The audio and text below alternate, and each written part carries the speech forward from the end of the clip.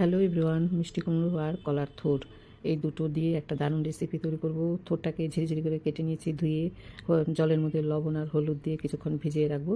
তারপরে এদিকে তেল বসিয়ে দিয়েছি, গরম হয়ে গেছে, একটু কালো জিরে দিয়ে আর মিষ্টি কুমড়োগুলো কেটেছি এরকম করে দিয়ে দিলাম। একটু অল্প লবণ দেবো আর হলুদ দেবো, অল্প কাঁচা লঙ্কা দেবো, ব্যাস, আর কোনো মশলা পড়বে না এতে। এবার একটু আঁচ কমিয়ে ভালো করে একটু আস্তে আস্তে ভেজে নিতে হবে ঢেকে। এবার দেখুন নরম হয়ে এসছে প্রায়, আর একটু ভাজবো। এবার হয়ে গেছে ভাজা।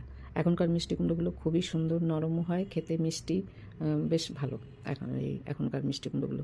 তো আমার মিষ্টি কুমড়ো হয়ে গেছে, নামিয়ে নিচ্ছি। ওই তেলের মধ্যেই ওই থোড়টাকে দিয়ে দিলাম। থোড়টা কিন্তু আমি ভাপাইনি, এমনি কাঁচা।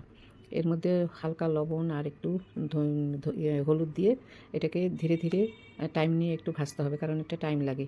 এর মধ্যে নারকেল কোড়া কিছুটা দিয়ে দিলাম। এবার একটু এটাকেও ভেজে নেব এর সাথে, তাহলে ভালো সেন্ট আসবে।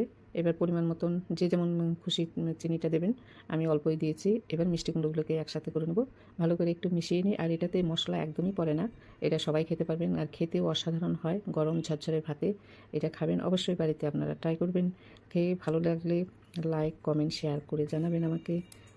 দেখুন কত সুন্দর হয়েছে খেতে, আবার বলছি খেতে খুবই ভালো হয়। আপনারা বাড়িতে অবশ্যই ট্রাই করবেন একবার।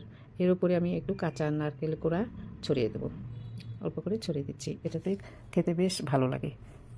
দেখুন এভাবে আপনারা বাড়িতে তৈরি করে খেতে পারেন, খুব সুন্দর হয় খেতে, গরম গরম ভাতে, রুটিতে।